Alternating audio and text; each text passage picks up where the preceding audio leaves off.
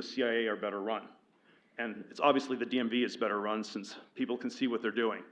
And that's probably the political intuition we should have about the sciences versus the humanities. The polemical version of it that I had once was that I think that it's better for undergraduates to major in the humanities rather than the sciences.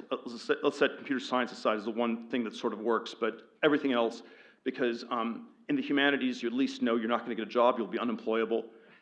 Whereas in the sciences, you have people who are so deluded as to believe they will be taken care of by the natural goodness of the universe, and it is just Malthusian competition, nature bared red in tooth and claw. It's, 10 grad students in the chemistry lab fighting each other for Bunsen burners and beakers, and if one person says one wrong word, they get thrown off the overcrowded bus, and it's a relief, and it's sort of cycle and repeat. Now, the question people always ask me is, why? Why did this stagnation, why did this shift happen in the 70s? And I normally try to just avoid the question, say I don't like answering why questions. They're overdetermined, and there's sort of a lot of different kinds of things one can point to. Everything from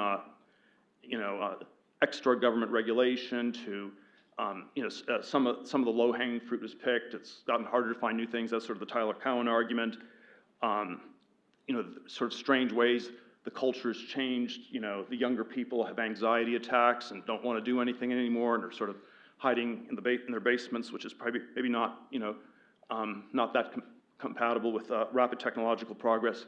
But if I had to sort of give a single, again, steel-manned idea, the best argument for why this has been so slowed for the last 50 years, and that I think we have to somehow engage with and take more seriously, is that there is something about science and technology that has taken a very dystopian, very destructive turn in the 20th century. And there are, it is not, we're not in the 18th century, 19th century, rationalist Enlightenment age where it seems to be simply making everything better in every way all the time.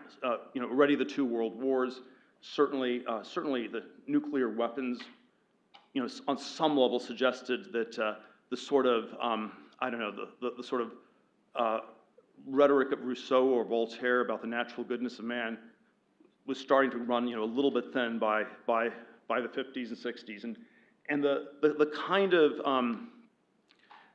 of history I would tell, it's not perfect, but of the last 70, 75 years, is that this gradually seeped into society. It sort of manifested in different ways. You have a crazy person like Charles Manson. What did he see when he was overdosing, on LSD?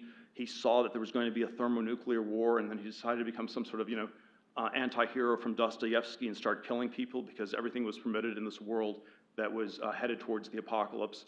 And there was something like this that seeped in.